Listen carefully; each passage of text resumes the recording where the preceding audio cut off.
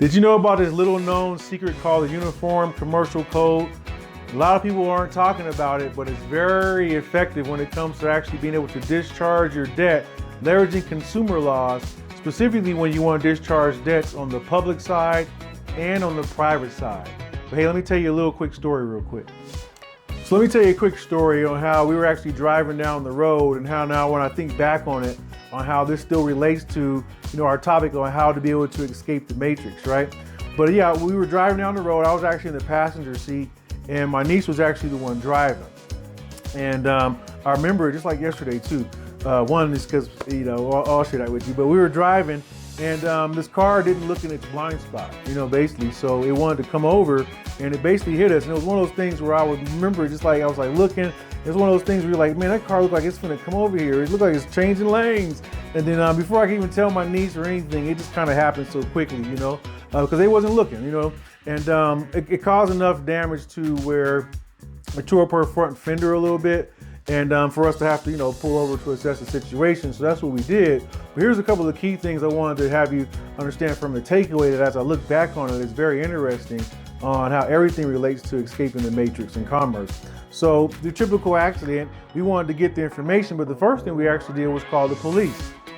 Right, my niece wanted to call the police to make sure that, she didn't get a ticket and that she, get the exchange of information, things of that nature. That's typically what people would want to do. And so we did that. We were actually waiting on the police for about 10 to 15 minutes and they would just actually said they're not coming for the most part, but they just never showed up. So we ended up just having to deal directly with the driver ourselves. And that's what my niece did, got their information, insurance information, took a picture of their driver's license, plate, damage of both vehicles, all of that good stuff to have all the documentation. So before we were leaving, I was like, you make sure you got everything, all the documentation that you need, because once we're leaving here, there's no police, there's no one here to really document or to give validity to this, that this happened, right? Because we can call that insurance company and so forth, but if they're not cooperating, that's where you kind of, so here or there, we got all the information.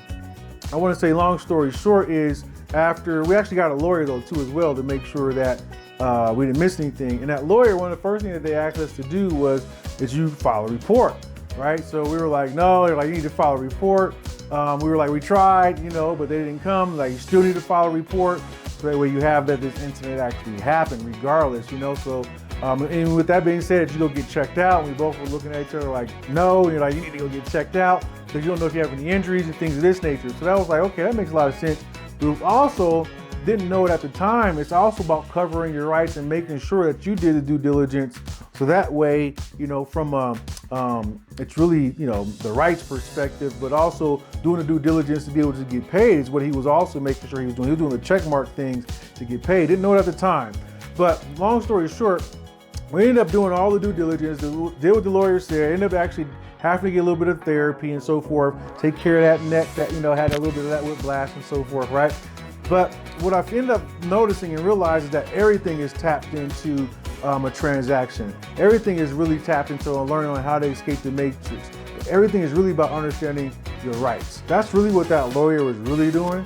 He was going through the checks and balances of making sure our rights, or where was our rights being violated at, and the things that we had to do to make sure we exercise our rights so that way we can actually get paid from the insurance company. Another thing I found that was very interesting is the lawyer didn't get paid unless we got paid, right? So that taking on that confidence. So again, what was it that he knew that we didn't know?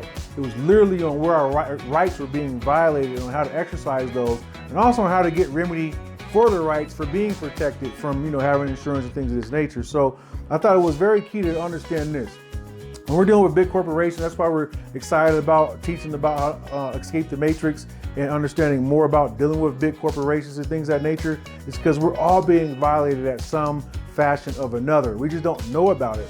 And that's one of the biggest things that we have to understand is on how are we being violated, so that way we can, number one, be able to discharge debts that we may not need to be having being reported on our consumer report. But then two is how do we also get the remedies that's rightfully ours, right? So that's why we want to be able to share with you.